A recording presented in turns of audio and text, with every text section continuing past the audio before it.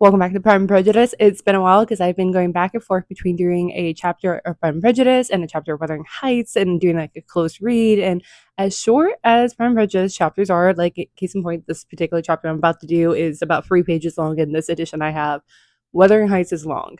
But I'm back at a chapter 11. And just as a reminder, Lizzie is still at Netherfield caring for Jane, who's sick, and she's getting to know all the inhabitants here. And so chapter 11 opens with Lizzie leaving the dining room to go check on her sister and make sure she's, bundled up for the cold, and brings her down to the drawing room to meet the other, well, not meet, but interact with the other ladies. And she says that the two friends were many professions of pleasure, and Elizabeth had never seen them so agreeable as they were during the hour which passed before the gentleman appeared. Their power of conversation were considerable. They could describe an entertainment with accuracy, relate an anecdote with humor, and laugh at their acquaintance with spirit.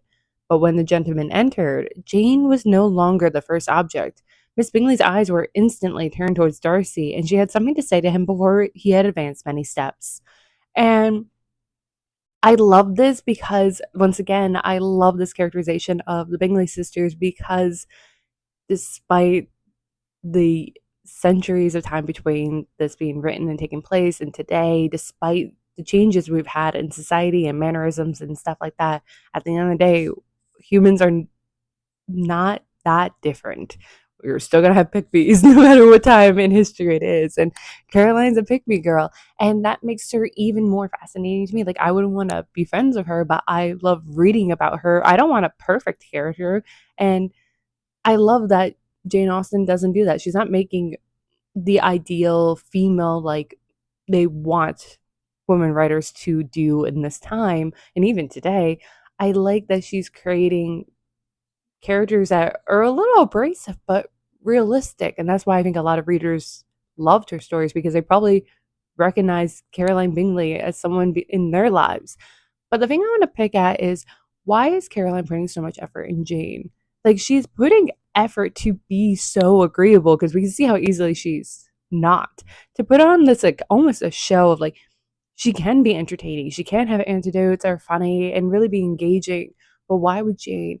And it kind of hit me that I think in this small community, there's not much pickings, and Jane seems the closest to what they think they are in standing socially and beauty and things like that. Like, she's the most beautiful. She seems to have the most manners. She's very quiet, which makes it easy to blend her in compared to Lizzie, who's a little more cautious around them and up. You could almost say that she has her nose turned up to them too. She doesn't trust them like she does. She's nice, but she's not as open as Jane is.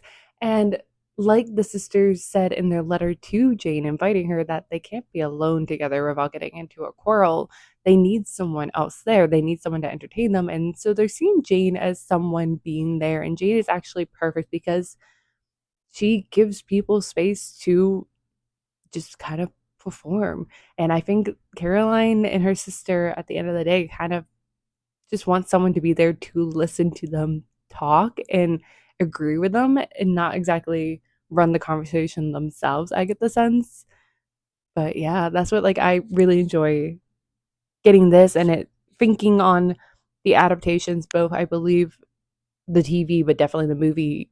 This whole scene that's about to happen with like Caroline hovering around Darcy and stuff like that, we don't see Jane come into it, and we don't really see them interact with Jane too much in either, like a little bit in the TV show. And it's sad because that adds a lot more depth to their characters that they it shows that they pick and choose who they're nice to and stuff like that. So like it's sad that we don't see it that often. I don't think I ever picked up on this detail before because it's very easy to read it and keep going because it doesn't stand out. But now that I'm doing a close read, I notice a little bit more. And plus, like, I know the story well, I know what's going to happen. But Jane is there, the gentlemen enter, and it's funny that, Caroline is immediately looking at Darcy and advancing towards him, but he addresses himself to Miss Bennet with a polite congratulation. And it's interesting that he addresses Jane first. So I think he's very much aware of Caroline and what she's angling, and is very politely and subtly kind of being like, no, I'm not interested in you. If I was, I would go to you first. But I think he also does it because he knows how much Lizzie loves Jane. She's made it very apparent. And I think he's trying to get into Lizzie's good graces by being nice and going to Jane first, giving her the honors, you could say, to be the first one that he interacts with. So I love this little detail that can be very easily overlooked. When Bingley enters, he swarms Jane, and his entire focus is on her. He's making sure that the fire is stoked, that she has enough blankets, that she sits on the other side of the fireplace, away from the door, all these things. And I love it because it's showing, like, immediately you can tell, like, he's head over heels, but it's showing a lot more for that time too.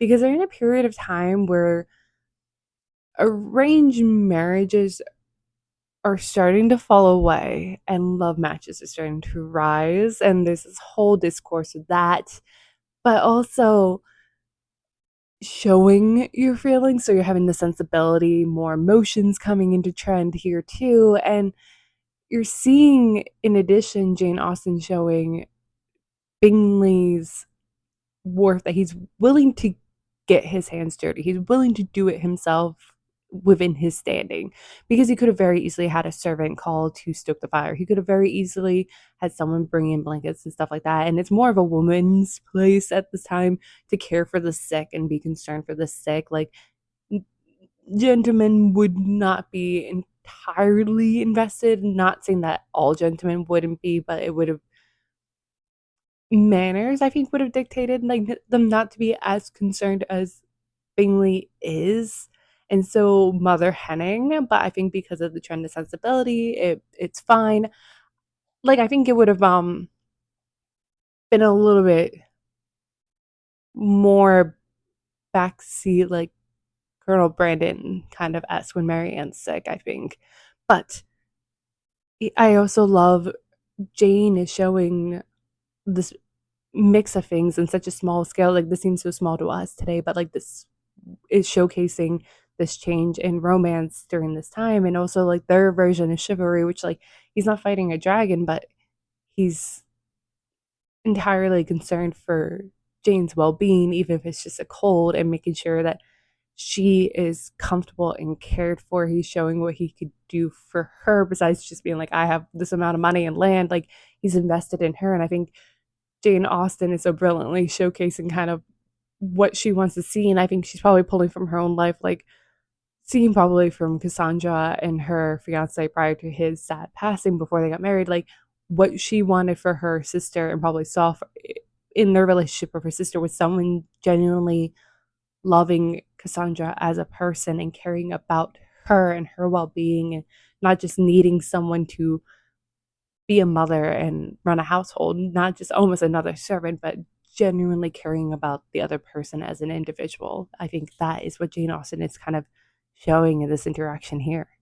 Meanwhile, Mr. Hurst asks Caroline to put out the card table, and Caroline, having obtained private intelligence that Mr. Darcy did not wish for cards, dismissed this request. And because everyone else is silent, it's assumed that no one else wanted to play cards either, and Mr. Hurst is kind of sad. And there's a couple of things going on here. One, I'm questioning the wording of obtain private intelligence, that Mr. Darcy. And like, at first I'm like, did he tell her specifically, or did she just overhear and is trying to showcase like, look, I know what you like and don't like. I don't know. There's something there. I can't give you a definitive answer, but the wording makes me question it. But what I want to pick at is Darcy not wanting to play cards, because this is a time where cards were very popular, especially in a younger crowd with the fops. A lot of them were losing a lot of money, obviously. Like, if you read any Georgette Harrow books, like I do, card playing is very popular and things like that. And so Jane Austen is showcasing, while cards are very popular with the gentlemen, especially a younger crowd, Darcy does not like it. And it's a very subtle way of inferring to the audience that he is not a gambler. He's not going to waste away your money. Look at him. He's a good pick. He's very level-headed and isn't invested in that. So I like this little moment going on here. Also gives us a lot of information about Darcy himself, but in addition, Mr. Hurst and the culture. Welcome back to Prime Prejudice. I've mentioned already a couple of times how Jane Austen is funny, but she's not funny in the sense of like jokes. So I have a handful of books that are like that, and I enjoy them greatly and I can recommend them. But hers is more situational humor, and that's what makes it really good. Like, I think the best example that really leans into the humor of Jane Austen is the 2020 adaptation of Emma. Like, it's humorous, but it's situational humor. And I'm saying that because I'm laughing at Miss Bingley right now, whose attention is engaged in Mr. Darcy reading his book and keeps trying to ask him questions. And he is very politely inferring that he doesn't want to be bothered, giving her very short answers and going back to what he's doing. But she cannot be deterred, or at least is, I don't think she's ignorant. I think she's just determined. And she's even reading the volume 2 of his book, and Jai's claiming, oh, isn't reading the best when she's yawning and trying to have a conversation. Now, she could enjoy reading, but based off everything else, I'm assuming she's not. And so it's funny because she's trying so hard and it's not succeeding. But I think Jane Austen's also trying to have a conversation about fictionalizing or being something you're not in pursuit of a guy or a girl. And that's so relatable to today. We've all done it at least once in our lives. And it's not that it's a bad thing. It's just, it's not going to earn you a lifetime of happiness with the right person for you. And it's not that you can't try new things with your partner and stuff like that and find out you like it. It's just pretending like you're a massive fan of something when you're not, and it's going to bite you in the ass in the long run. Usually you have plenty of stories doing that. But in this case, Caroline acts as Lizzie's foil and numerous fronts, but on one is that Lizzie is being her genuine self, like at least 95% of the time. She does curb some of her opinions and things like that in some cases, but for the most part, she makes it pretty apparent what she thinks, what she likes, who she doesn't like, things like that. And she's her genuine self. And because of that, Darcy falls in love with her, whereas Caroline is all a facade.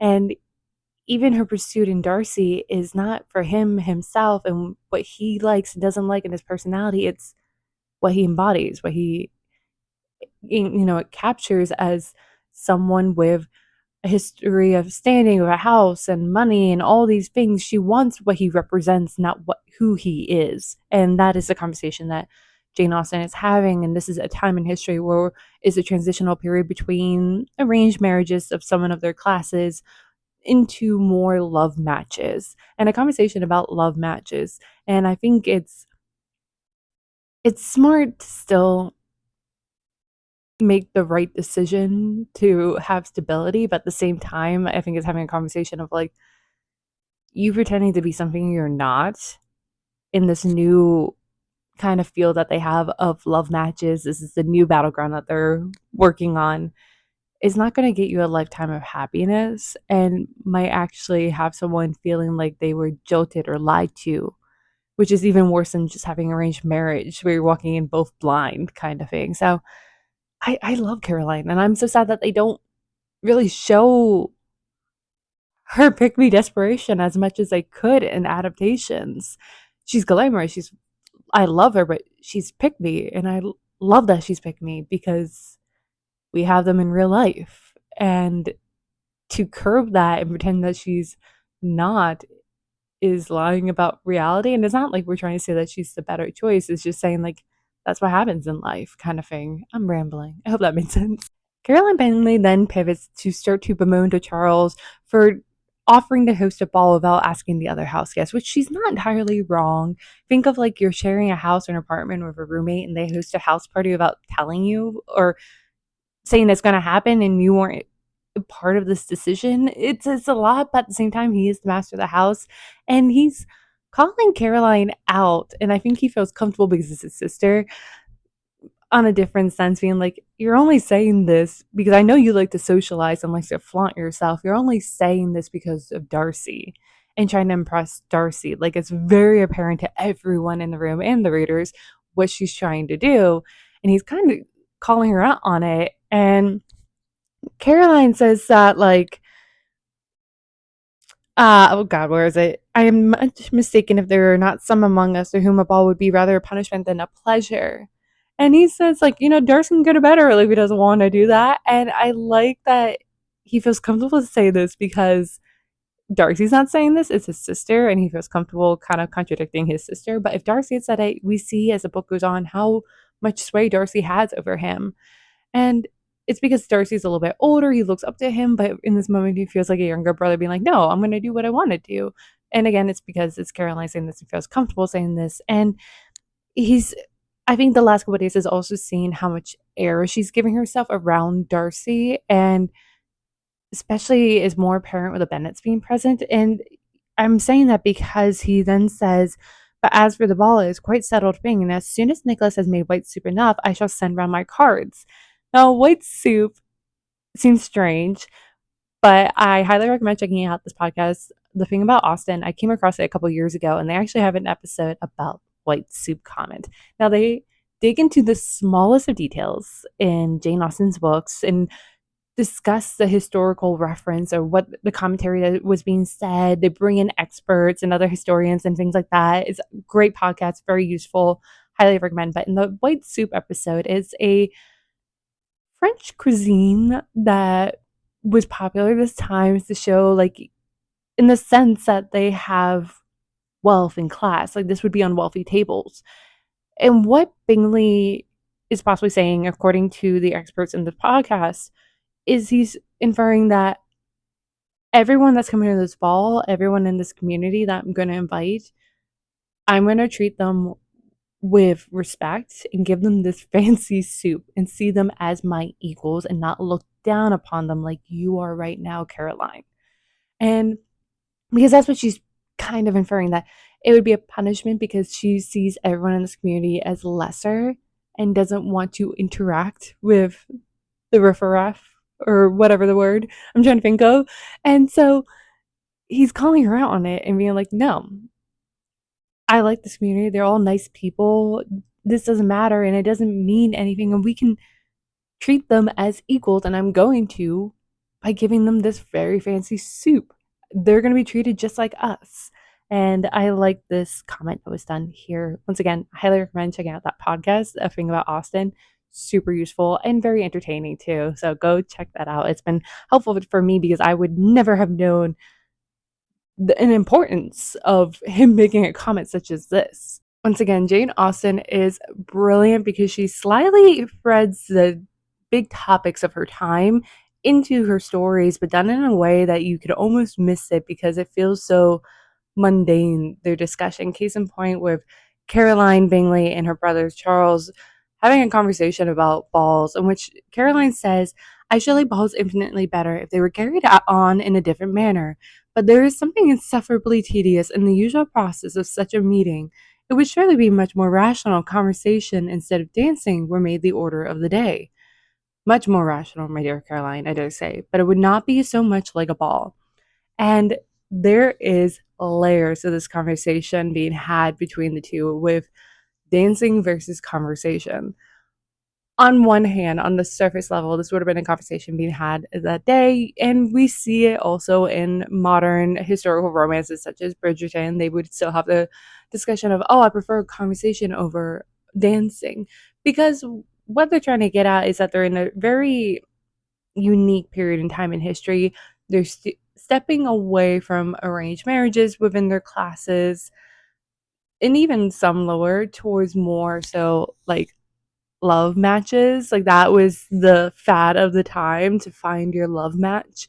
And there's some controversy and, obviously people going, that is so silly, it's not good. And it's especially silly when you have in place dances instead of places to have conversation, because how can you fall in love with someone just purely on a few moments of maybe a couple words exchange and their movement? Because wouldn't that still be superficial?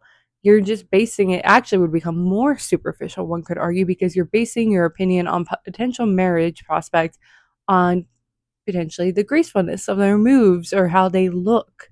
Whereas at least the arranged marriages, you would hope that the people arranging it at least dug into that person's history, knows their wealth, knows their family. They're basing it on a different criteria.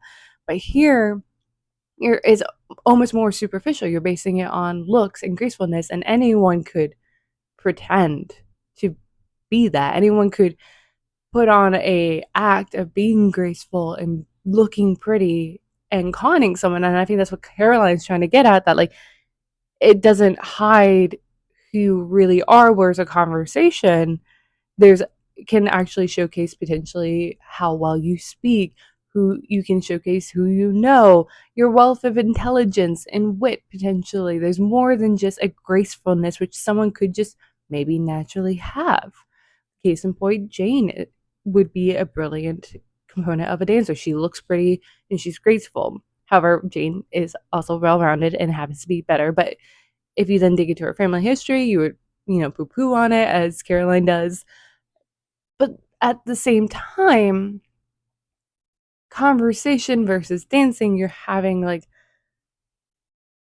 a conversation means getting to a deeper level, genuinely knowing the person. And that's what I think Jane Austen, even though it's coming from Caroline's mouth, one is viewing it in a negative light. But when we see Darcy and Lizzie have some conversations, that's where they genuinely get to know each other better. That's where they start to actually fall in love because they realize that their first impressions were wrong.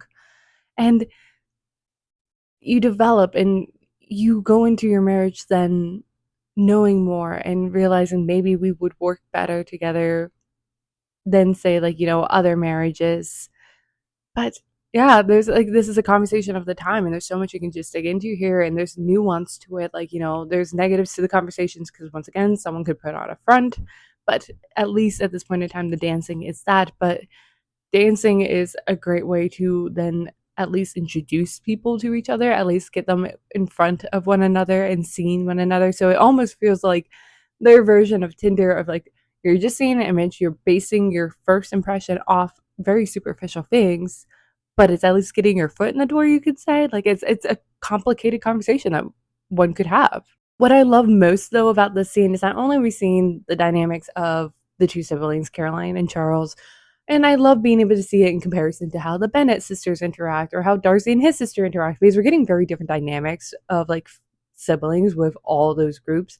However, what I love most is that when Charles is much more rational and ready, or Caroline, I dare say, but it would not be so much like a ball. Miss Bingley made no answer, and soon afterwards she got up and walked around the room. Her figure was elegant, and she walked well. And it's funny to me because that is her actions are the opposite of what she was just arguing, that she was arguing for conversations instead of dancing at balls, that they would be better because the thing with dancing is that you're showcasing very superficial things. You're basing your opinions then on a potential partner on how they look and if they're graceful. And that's exactly what Caroline's doing. Her walking is graceful, her figure is fine. So it's very superficial, but it also is showcasing that like when she's not as smart as she thinks she is, or at least like not as excellent or superior in conversational skills, because when she doesn't quite know how to win this argument, one could say, with her brother, she instead gets up and you kind of like can imagine it like in a huff, but she gets up and she's moving around trying to distract with her figure. Whereas Lizzie, in a lot of her discourse with Darcy, we see that they get heated, but then she pivots.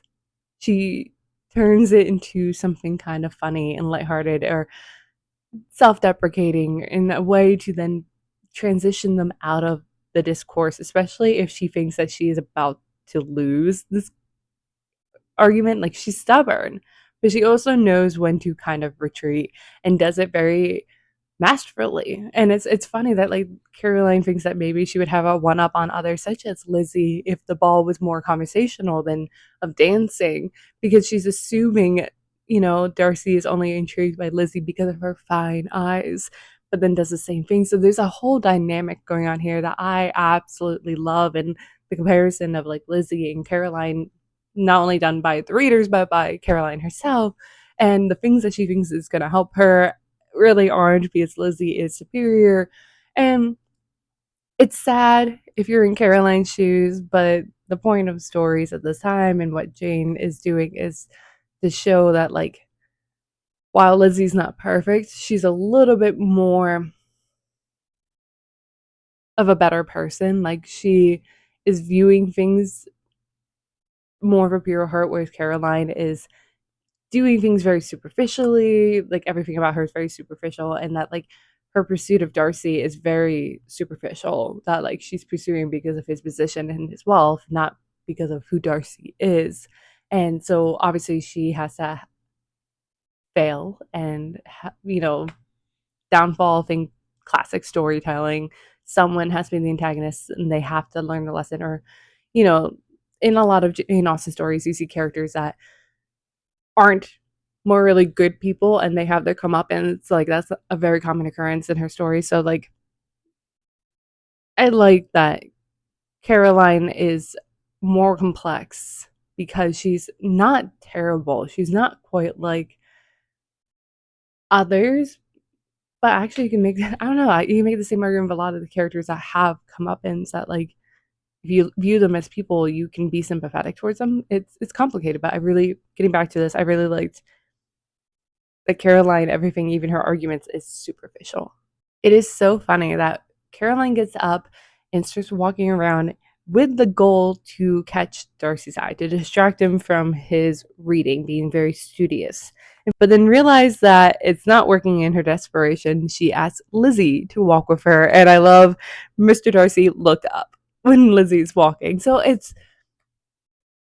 I love that he is very like, I'm not even giving you an opening. Like, I'm making it very clear there's going to be nothing romantic between us, no future between us. It's like that awkward situation if you have like a guy friend or a girl, like a friend that's a girl, and they are making it very obvious that they like you, and you're trying to make it very obvious without hurting one's feelings that you want to shut it down, those potentials. But it's also funny that like Caroline knows that Lizzie would get Darcy's attention and in hopes that it would then draw his eye towards her sitting next to her, be like, look, compare us. I'm obviously the far superior, but like it's just like Caroline is someone you would know in your life. She is a girl or someone we've done ourselves to get a guy when we were younger. So like I love that she is still someone that transcends time. Once again, Jane Austen is brilliant because there's one scene that exists in every adaptation of Pride and Prejudice I've seen, whether it's the TV show from 1995 or the 2005 movie adaptation or even the musical, which I highly recommend. You can find it definitely online, I believe on YouTube nowadays. It used to be on Amazon Prime. It's so good. They keep to the heart and the beats of the story excellently. It's one of my favorites. I get the song stuck in my head. But getting back to it, the scene that exists in all of them is the scene in which Caroline and Elizabeth are walking up and down the room. However, what happens and the way it is portrayed is different depending on which version you're watching. And that is because of how this scene is written. So let me just quickly read the paragraph. Elizabeth was surprised, but agreed to it immediately. Miss Bingley succeeded no less in the real object of her civility. Mr. Darcy looked up. He was much awake to the novelty of attention in that quarter as Elizabeth herself could be, and unconsciously closed his book. He was directly invited to join their party, but he declined it, observing that he could imagine but two motives for their choosing to walk up and down the room together, of either which motives him joining them would interfere. What could he mean? She was dying to know what he could be his meaning, and asked Elizabeth whether she could at all understand him.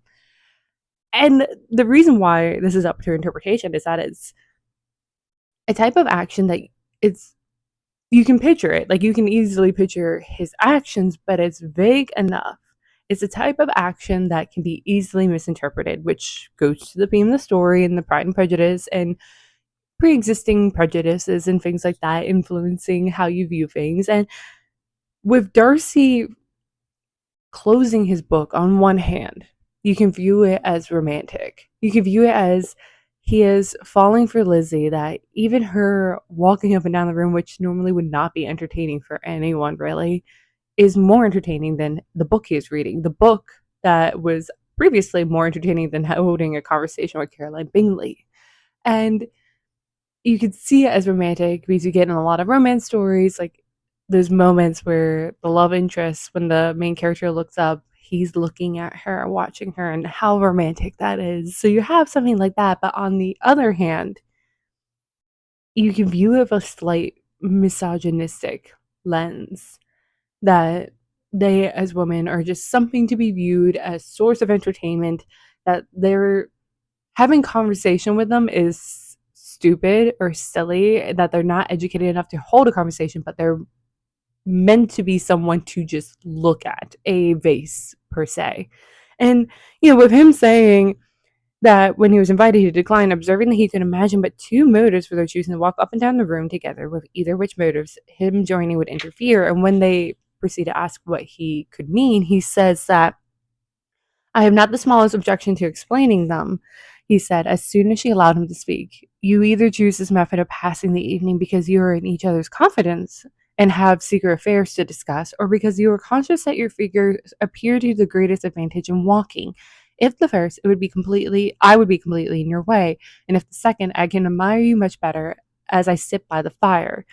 And again, if you take a very misogynistic point of view, it's almost like he's belittling them, that they're not having any serious discussion, that it would just be gossip. How silly. What females do that? It's something that's still present today, that it's just assumed that females are only gossiping and having silly little conversations and not deep philosophical ones that we sometimes do. And the other option is that they're walking to show themselves off, as if they are just a vase, a nice thing to be looked upon but not interact with. And that's why Lizzie's feathers get in a ruffle, is that reason, that she thinks that he sees them as only that, and she wants someone that's matching her on her intelligence, which he can, but he's has interacted with a world that has only really seen women in that way, and hasn't really met someone that pushes him to view women in other ways, though he is open to it, obviously, as we will come to see. But the point I also want to get at is that the reason why I love Jane Austen is that it's just vague enough. We don't quite know what's going on in Lizzie's head. We don't quite know what's going on in Darcy or Caroline's head. We just know what they're saying and their actions, and what they're saying and their actions can be up to interpretation. How easily, adaptations can then choose what direction to go with it, to make Darcy awkward or rude, to make it almost lighthearted and joking, which still can offend.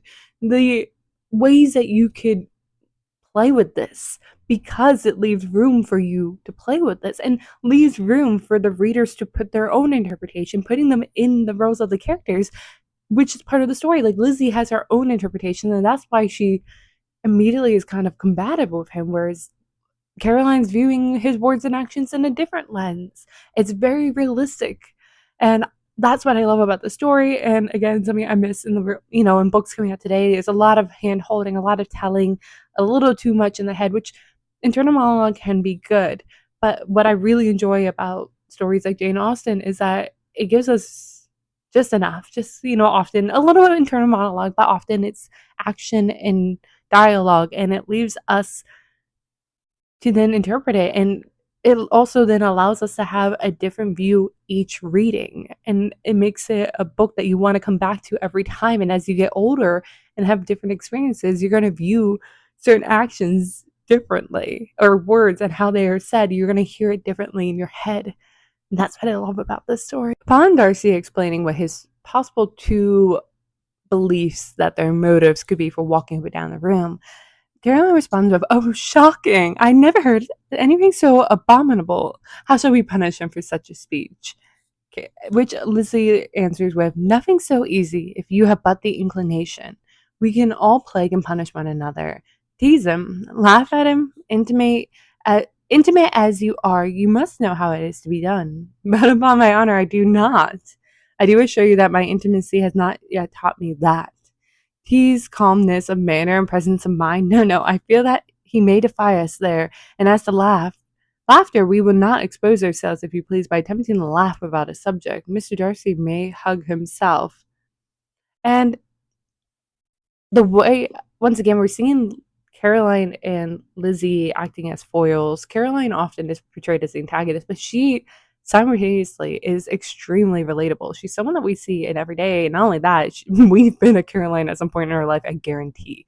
So desperate to catch someone's attention. And you hear the teasingness in her voice, the lightheartedness, the unseriousness of like, oh, how abominable. And meanwhile, Lizzie's being entirely serious, that she has been offended. But she says, um, nothing's so easy if you have but the inclination. We can all plague and punish one another. And it's pointing that like how easy one could plague and punish one another, how easily we can annoy one another if you put it to effort. And I think it's her in part saying, if I put my mind to it, I could annoy you, but also I think saying like how easy Darcy's very manners and even Caroline's plague and annoy her. But I love she also suddenly calls Caroline out and saying, well, your intimacy, you should know how to bug him. And Caroline has to awkwardly go, actually, I don't know yet. We're not that close.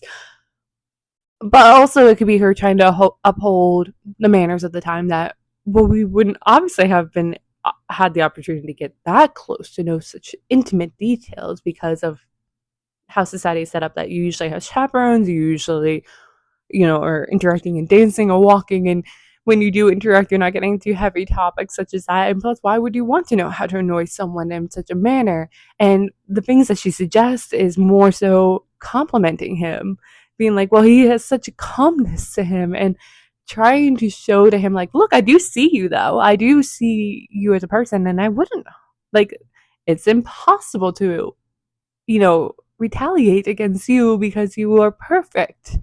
Whereas Lizzie's like, no, he's not. And that's what attracts him more than Caroline hyping him up, I guess you could say. So I really like in this scene how the two of them are interacting with one another and with Darcy, and the different ways of interacting, and having you can have a conversation about which is the right one, but it comes down to the person and also like the society you exist in, and Jane Austen having a conversation about that. So it's simple, it's realistic, and it's having a conversation. And it's fascinating. There's so many layers. Once again, just simple words, simple actions. It's just a couple paragraphs, but I could spend hours just digging this apart. I feel like my most common phrase throughout the series of videos on Pride and Prejudice I've been doing has been the brilliance of Jane Austen, but the brilliance of Jane Austen is her subtlety, another thing I've been pointing out a lot. But she writes with so much realism in a way that it still is a story, which is a very hard trick to do. Case in point, Holly Black has talked about it in a couple of interviews, which when she first started writing, she just wanted to write these fun characters in a coffee shop and nothing be happening. And that's not really a story. She had to learn that. But the opposite end of it is what was more common, not only of the time that she existed, which a lot of the stories felt very soap opera-ish, but even today, you're seeing a lot of stories where it's almost exaggerated, some of the things. For example, the main focus of the story, not only just its title, but the themes, is pride and prejudice. And if you ask any other author, they would exaggerate it. Case in point, if you're looking at, say, the social classes, it would be the difference would be grander. It'd be a lord with a servant, which actually was a story at the time. Pamela by, I want to say Samuel Richardson, but I'm not positive about that name, but that story is interesting. But even today, take, you know, many of the historical romances have this kind of existing. She has two characters that exist within the same socioeconomic kind of bracket. It's just that the wealth and certain aspects, there's still disparity. There's still rungs on this ladder that separate them. And while it does play a role, it's not as grand as, say, a servant and a lord, but it still plays a role. But that is not the main prejudice of the story. The main prejudice of the story is something so almost mundane, something that all of us have done, and it is a personal prejudice. It is a personal affront. Lizzie, this entire chapter, this entire scene is bordering on combative. She's assuming the worst and bickering with him, which I think Darcy and the rest of the room don't quite pick up on, or at least Darcy doesn't quite pick up on, maybe a little bit. And he kind of likes it. He's intrigued by it because no one quite has done that yet. As we've seen, everyone else in this room practically worships him. But because he offended her at the dance, because he came in with all these airs already moving in a way that presents itself as though he's looking down upon her community and herself without even talking to him. And then hearing him say that he would not dance with her felt like it validated those initial feelings. And now she is making assumptions continuously, which common phrase that my brother loves to say is when you make an assumption, you make an ass out of you and me. And that is the case in point in the story, especially on Lizzie's part. But each comment she makes in this interaction with Darcy is her assuming the worst of him, assuming that when he is watching them walk around the room, that it's done out of a misogynistic kind of viewpoint, that they are only entertaining when they're moving, not in interaction with conversation, as I previously said, or even that when she's saying to Caroline, perhaps we should retaliate a little bit for his abominable speech, for his reasoning why he's not joining them. And Caroline says that you cannot laugh at him, going on. And Lizzie says, Mr. Darcy is not to be laughed at. That is an uncommon advantage. And uncommon, I hope it will continue, for it would be a great loss to me to have many such acquaintances. I daily love a laugh. And it's her assuming, like, she's taking Caroline's words and pulling the worst interpretation out of it, taking Darcy's words and pulling the worst interpretation out of it because of an opinion she had formed based off just solely his actions when he first walked in the room, and then one overhearing, which felt like it validated, and then things that he's done that she has viewed with a skewed lens upon it.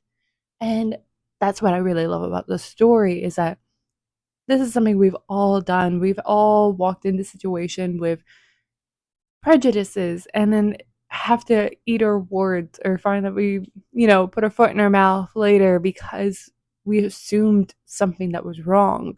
We assumed the worst of someone, maybe because of their appearance, because maybe they have a resting bitch face per se, like something like that.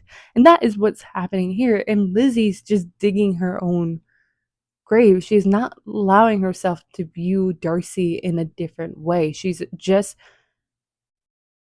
viewing every interaction and everything he does and trying to pull threads from it to weave a tapestry of her prejudice that supports her prejudice. This supports that he is just an arrogant asshole who looks down upon her and her community. Anything that goes against contradictory, she kind of throws out the window, only holds on to the things that support her prejudice. And the later half of the story, it proves her wrong.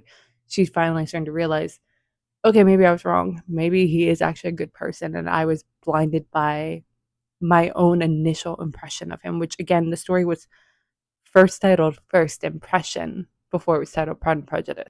To summarize Mr. Darcy and Elizabeth's argument, call it, because even Caroline Bingley does not quite understand what is going on there, because it's so witty and so, the wordage is just convoluted enough that no one's exactly throwing blades at one another. Like, it's just light tossing of things, light tossing of accusations in the conversation had without kind of demeaning or calling out someone. And Caroline says, your examination of Mr. Darcy is over, I presume. And pray, what is the result, proving that she does not quite know what's going on? So what they're kind of having a conversation about is that when Lizzie says that Mr. Darcy is not to be laughed at, on one hand, it's kind of pointing out that he is too proud and also has kind of a low self-esteem, I guess you could say, that he cannot be laughed at, that he cannot take a joke about himself, is what she is jumping to conclusions about. Kind of like that quote I've seen around for the last handful of years, that men's biggest fear is to be laughed at by women, whereas women's biggest fear is to be unalived, murdered. But what is happening here is that, Darcy then, Lizzie saying that I dearly love to laugh. That is the best thing to have in life. Who wouldn't want that? That, like, even laughing at oneself, which also you see that later Lizzie does not laugh at herself in certain moments, though she tries in others. Like, she has a good balance better than Darcy in this moment. Like, she's willing to laugh at herself in certain moments, but then there are others, because of the seriousness of it, she is unable to and is offended. Her pride is offended. She does have pride too. And Darcy's calling that out, that the wisest and best of men, nay, the wisest and best of their actions. So not just them as an entirety, but certain actions that they may take might be the wisest and bestest. But there are some people in the world whose first object in life is a joke, that they will make a joke out of it, that they will not take the seriousness or the good that the person is doing, because they would rather make a joke out of it, take like the comics, the political time, stuff like that. But even this is foreshadowing later events. While Lizzie thus far has not had too much difficulties, while her life has not been perfect, there has not been such serious trial and tribulations. So her life, she's been relatively happy and able to laugh. The things that she has faced, she can laugh at it. But going forward, there will be moments where she will not be able to. Case in point, Lydia's situation. Lydia takes things not seriously. She laughs at it, so much so that she does not think the repercussions of her for herself nor for her family. Whereas then Lizzie is kind of forced to think about those repercussions. She sees the seriousness of the situation, cannot laugh it off like some of her other family members, like her mother, can laugh off what Lydia had done. And we see as the story progresses that she has a really hard time and cannot move past Lydia's actions. She sees the seriousness of it. So I like that this is just one example, one area that the two of them work really well. That, Darcy's life thus far has been filled with a lot of trials. He's in charge at such a young age, has had a lot of things come up, so he's taking things way too seriously sometimes. And Lizzie is coming in and helping him to kind of lighten the load, find laughter again in his life, avoid possibly an ulcer. Whereas Darcy in her life is helping her to find the seriousness, but find solutions out of the seriousness too. Like, there's a lot you can dig into this particularly. So upon Caroline Bingley saying, "Your examination, Mr. Darcy, is over, I presume, and pray what is the results?" Lizzie says, "I am perfectly convinced by it that Mr. Darcy has no defect. He owns himself without disguise." In which Darcy's response, let us dig into a little bit. He says, "No," said Darcy, "I have made no such pretensions. I have faults enough, but they are not, I hope, of understanding. My temper I dare not vouch for. It is, I believe, too little yielding, certainly too little for the convenience of the world. I cannot forget the follies and vices of others so soon as I ought, nor their offences against myself. My feelings are not puffed about with every attempt to move them. My temper would perhaps be called resentful. My good opinion, once lost, is lost forever." And what he is trying to say is that I am not perfect, as Lizzie is trying to say, but I very much am aware of my faults. However, my faults come from a place. There's a certain place that they have stemmed from. They've come from certain experiences, and hope that they could be understood if you know me better. Case in point, my temper I dare not vouch for. It is, I believe, too little yielding, certainly too little for the convenience of the world. I cannot forget the follies and voices of others so soon as I ought, nor their offences against me. And as we will later learn as a story, he's kind of referencing Wickham, what had happened in that instance, that he's not yielding because if he had yielded to Wickham, he would have been taken advantage of. So, like, he holds a lot of people at arm's distance thanks to an experience he had with Wickham, and he is kind of doing what Lizzie did, but to a more personal extent, whereas Lizzie has not had personal extent. She's just making broad assumptions. Mr. Darcy's had a personal experience, which now makes him wary of others. He assumes others might be prone, like Wickham, to want to use him or manipulate him or use others for money, that they want a certain thing. And I think that's part of the reason why he is keeping Caroline at arm's distance, because he sees a similarity in her. Now that I've looked closer into what Darcy's response was about his faults, let's take a step back and look at this interaction. Once again, Lizzie is viewing this with a preconceived prejudice. She is making an assumption of Darcy and has a picture painted of him and is taking threads of what he gives or how he acts to weave this tapestry to further her point, and ignores anything that contradicts it. And when she says that he is perfect, she's doing it tongue in cheek. She's mocking him. And there are men that she's probably assuming he is like, who would puff up about it and be proud of that. And think them that someone would think that they're perfect about disguise. But really, Darcy seeing for this and saying like she's kind of making fun of him, and she's trying to say like he has a layer possibly beneath him, that this is all an act, either that or that he believes this act so much that his pride and all these other things that she is assuming about him is so truthful to him that it's not even a mask. This is just him. And he calls her out on that. And when he gives his response about what his fault is, being that he is not yielding and my good opinion once lost is lost forever. My temper would perhaps be called resentful. Lizzie says that is a failing indeed. Implacable resentment is a shade in character, but you have chosen your fault well. I really cannot laugh at it. You're safe from me. And it's almost like she's not quite listening to him, because you see it then escalating the conversation. That Darcy responds with, there is, I believe, in every disposition a tendency to some peculiar evil, a natural defect which not even the best education can overcome. What we're going to see with the story is that with Darcy saying here that I have faults enough, but they are not, I hope, of understanding. That he's recognizing his faults. He sees his faults, that which not even the best education can overcome, his particular evil and natural defect. That he's just potentially born this way, and there are reasons for it, but that they are that they are. But as the story progresses, and thanks to his botched proposal, he will have his fault thrown in his face and be forced to then choose to change them. That it's not too late to change them. That he can change his faults, and Lizzie too. And so this scene's foreshadowing the later events, the later development of the story, that right now they're so ingrained in themselves and their own beliefs and things that they aren't seeing just yet, that they need to change and that they can change. And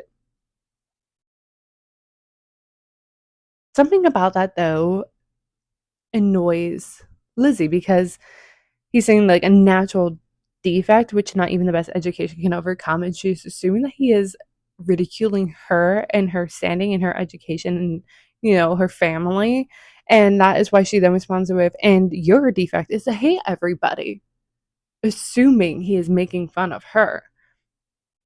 In which finally she kind of loses that veneer, the wittiness, the trying to abide by social rules, and just calls him out for the thing that she is assuming is right about him, that he hates everybody.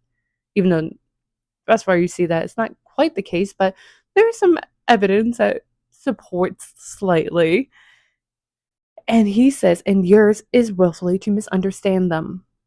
Which, when I hear that, I think of the music, Pride and Prejudice, the musical, that, like, it's so brilliant. But he's not wrong either. She is willfully misunderstanding him. She has spent days in Darcy and the others' company, but continues to hold on to this prejudice that she has formed of them based off her first seeing them.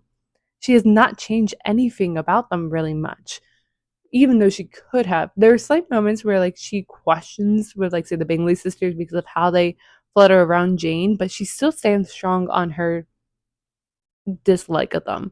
But Darcy, even though there are things thus far that kind of hint to more layers to him, and he's even trying to present it himself, she's like, no, he's lying. I know exactly the kind of person he is.